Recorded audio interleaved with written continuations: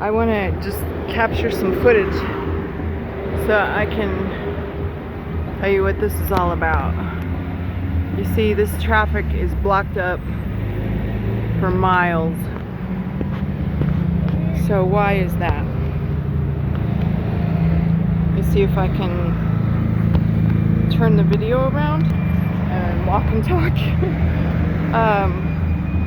Okay, so I don't know what I'm going to call this video. I really don't know. I'll just make a series, I suppose. The Walking Dead. So, in this case, the roads are being blocked like this. All the traffic's being held up. I mean, I'm going to pull over here on the side and just, because there's a lot of foot traffic too, and I don't trust myself to be looking at the camera. But anyway, let me turn around and get a video of the beautiful mountains here. Beautiful mountains. And all this traffic. It's gonna keep coming. So, okay. So,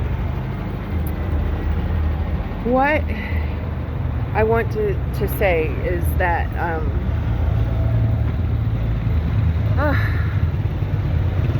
so this okay, if I didn't finish my thought earlier, the reason for this blocking of the traffic, not to be confused with multiple other things that are going on in preparation for the Unholy Week and every other festival. There's like 2 or 3 festivals a month, and it just shuts everything down.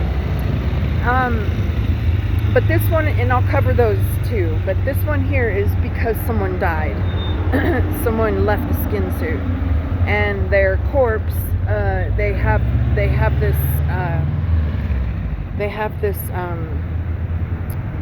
well, here in Mexico, and really in a lot of places all over the world, they have this, let me turn around and get the mountains in the background if I can. Oh, see that?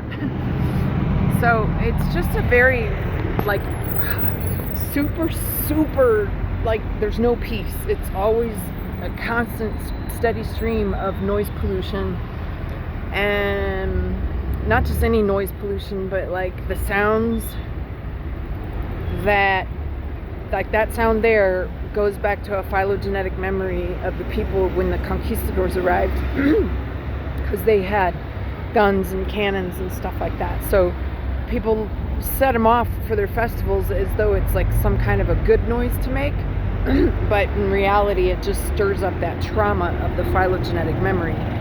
In addition to that, it also disturbs, let me see if I can get this on video. Let's see if I can get a zoom on this video, and maybe you can see these birds flying around. When that cannon went off, there was a bunch of birds in that tree right there, and they all jumped up into the air with fright, and they're still, almost a minute later, flying around like, they're distraught, they're disturbed, they're frightened. So that's, well, it's there for us. They're the original inhabitants. We're just pasajeros here, and the only sounds in this case that the birds make that contribute to our environment is the beautiful sounds of their songs. And what do we do in return? We have all this. So that's not what I would consider a fair or balanced or harmonious relationship with the nature. All right, I just haven't said that. Going back to the funeral procession. So traditionally, here in Mesoamerica and really throughout the world, the tradition was when someone died, to burn the corpse, because the fire transmutes and transforms everything into the ashes that can then fertilize the ground very quickly, and there's no need to dig a big hole, and there's no corpse that's stuck inside of a box. This case, I saw the box. It was what they call a coffin, and it's like a very expensive, it's made out of very expensive hardwood, and then you're going to just bury the corpse in the box, so even the ground and the critters in the ground can't decompose the corpse properly. It has to they have to penetrate the box and the coffin. And then, of course, the corpse has been injected with all kinds of shit like formaldehyde, and I don't know, it's had its mouth sewn shut and its eyelids sewn shut, and all kind of other molestation of the body. And that formaldehyde is very toxic to any would-be critters in the ground that would consume the corpse. So it's just, hygienically speaking and esoterically speaking, it's a very bad idea to bury people in the ground like that. But the church, of course, brought this tradition to bury the corpses because anything that's bad for the environment or bad for the spiritual status or the spiritual capacity of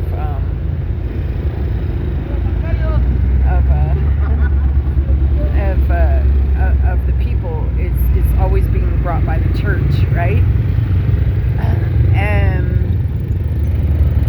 Yeah, it was the church that introduced this idea of burying people in coffins under the ground and stuff.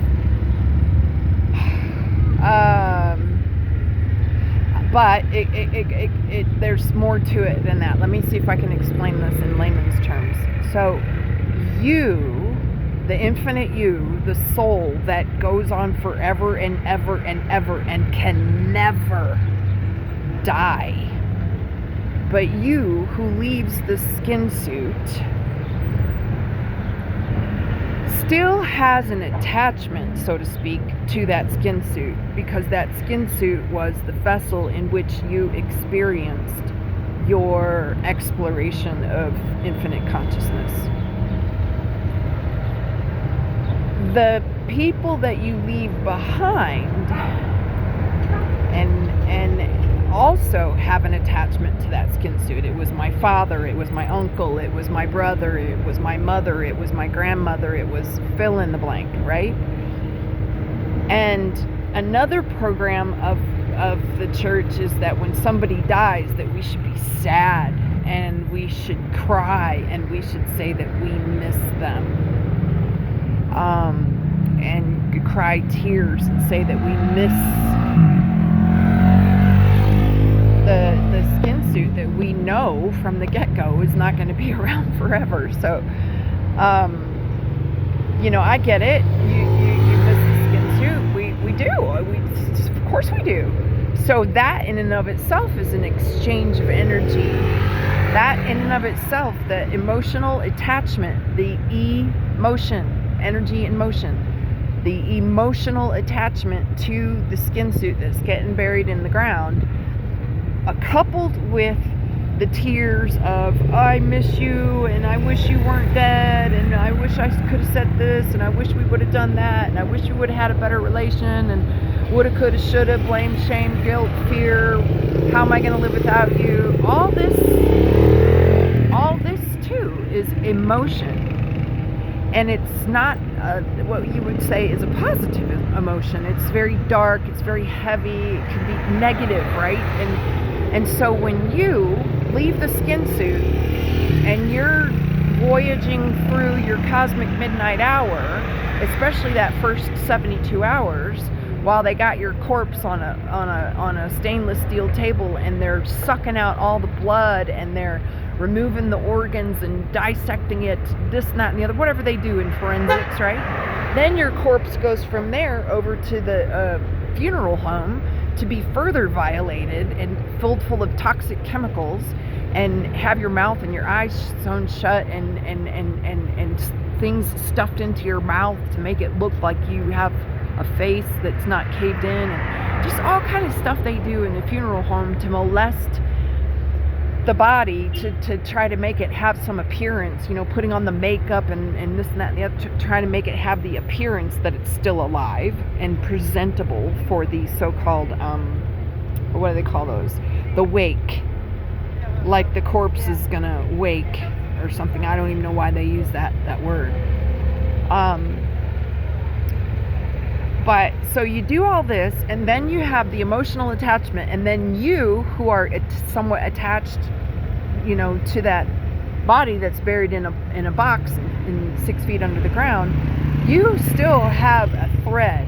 You still have, especially in that first 72 hours, you still have a sort of silver thread connection between you, the infinite you, the spirit that is everything, and that body that's stuck in a box buried in the ground full of chemicals and molested and this and that and the other.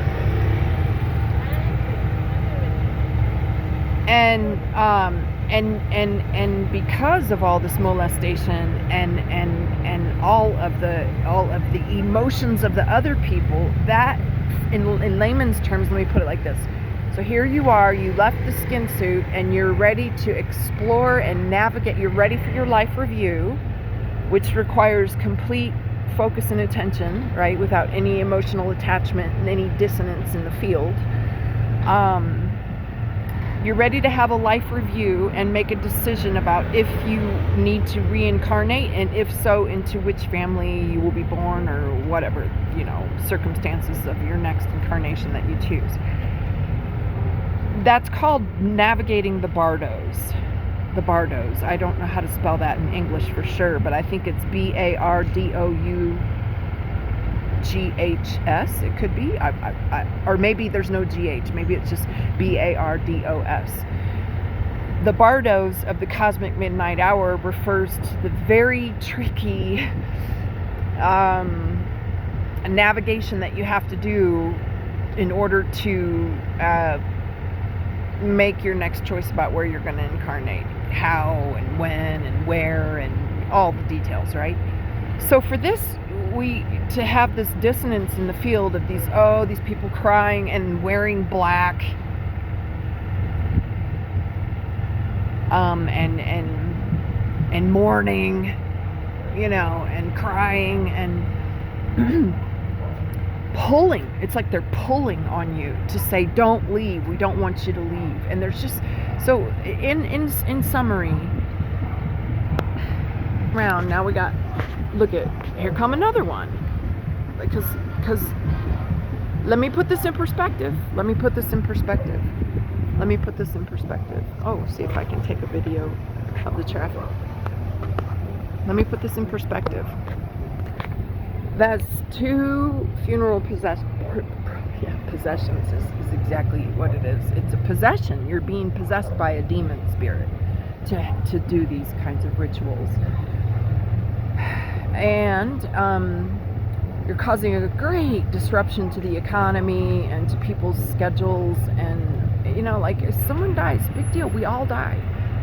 Just have a memorial, cremate the body, and then you don't have to disrupt anybody else's life, right? But this too is all by design. It's all an unholy ritual. That's what I will do. I will put this in a playlist called Unholy Rituals, and this one will cover funeral processions and funerals writ large, and the whole idea of burying bodies and things like that. So here we just had one procession go by, and because the 2 people died, right? So why they can't just put everybody in one procession and block the traffic for just 2 hours? No, they have to do it 2 processions and block the traffic for 4 hours. And then the more noise they make and the more people they get together and the more banners they carry, then that somehow is, I don't know. You see, it's just, I'm going to see if I can very respectfully turn this camera around so you can see, because I see other people filming. I see other people taking a video. Yeah.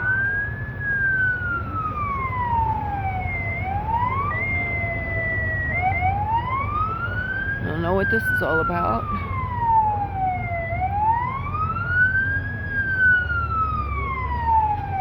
look like some guy in an emergency vehicle trying to get through, and this guy's gonna block him. He's gonna say, no, you can't go. He's like, but I got my blue and red lights and my siren.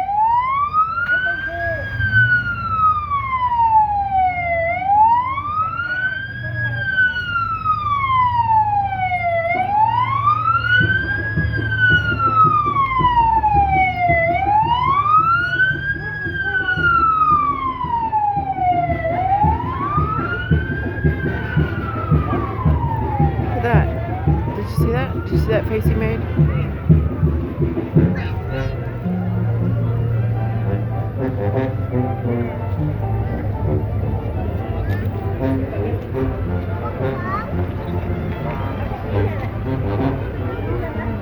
He's mad. That guy's mad as hell because he can only block one lane of traffic now instead of two. So this again illustrates my point, and if I can, before this loud music comes and drowns me out, I might have to just postpone it and let you listen for yourself to the level of this noise pollution that is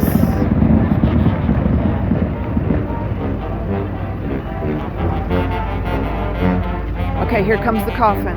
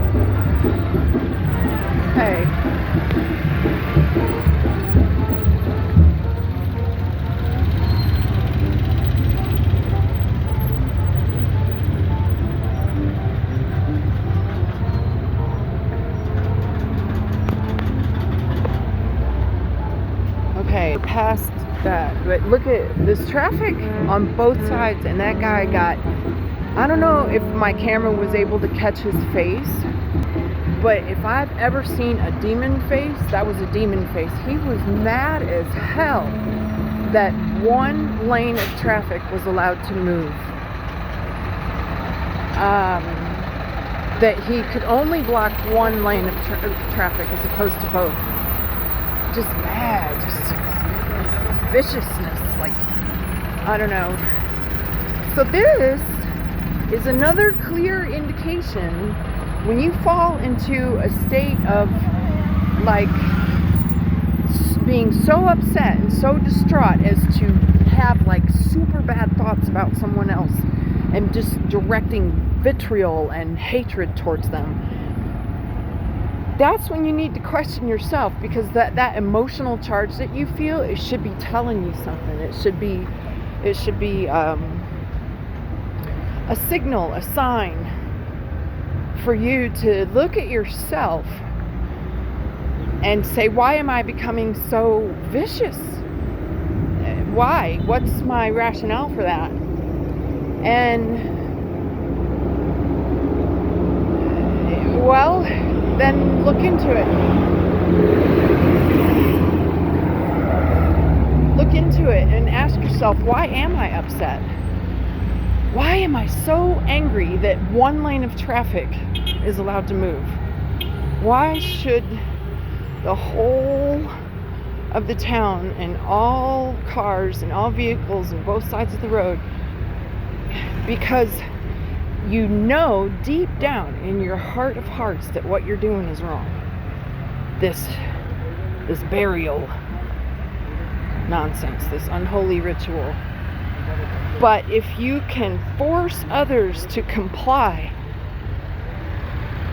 with your ritual, like if you can get a crowd together and do it with you, and at the same time take the people who aren't with you and they're just trying to get somewhere, you know, they're trying to get to work or pick the kids up from school or whatever. That's when you should ask yourself, is my so-called celebration or my procession or my fiesta or whatever the hell you're doing, is it harming someone else?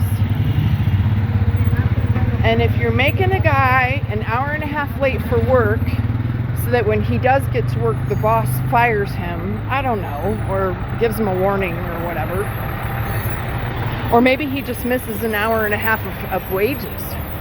Maybe he's a guy that gets paid by the hour, and if he's not there at that job, he's not getting paid.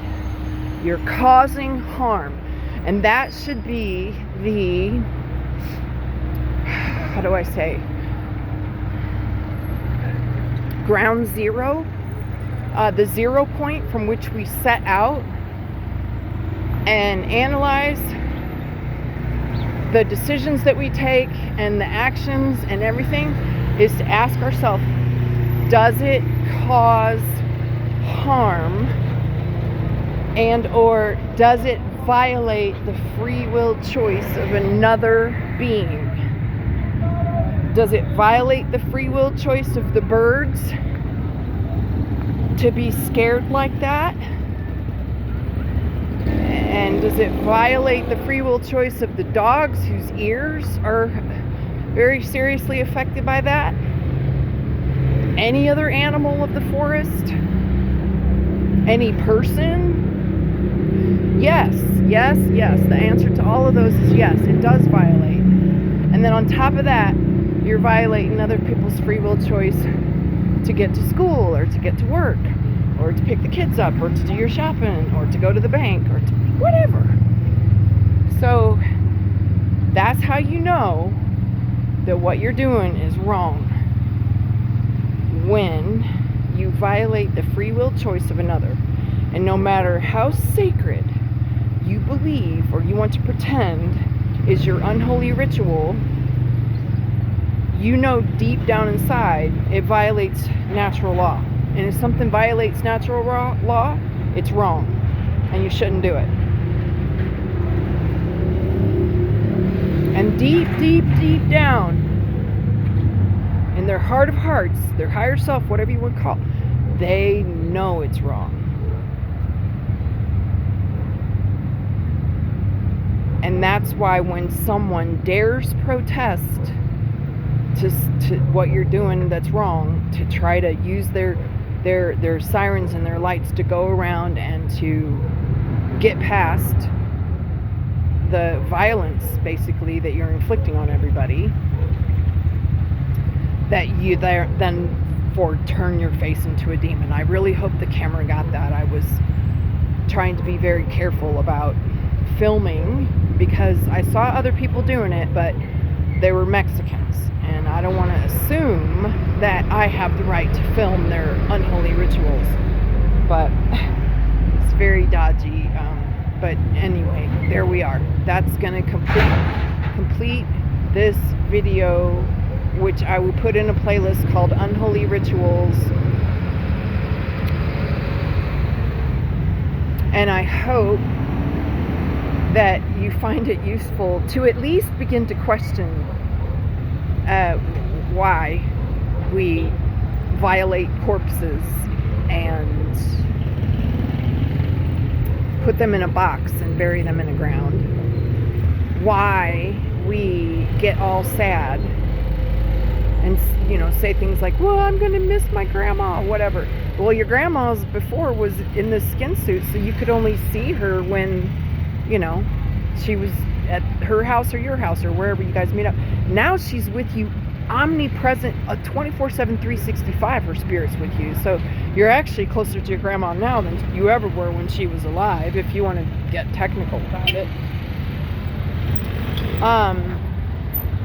So that's it. I'm gonna leave it there, and I hope you found it useful.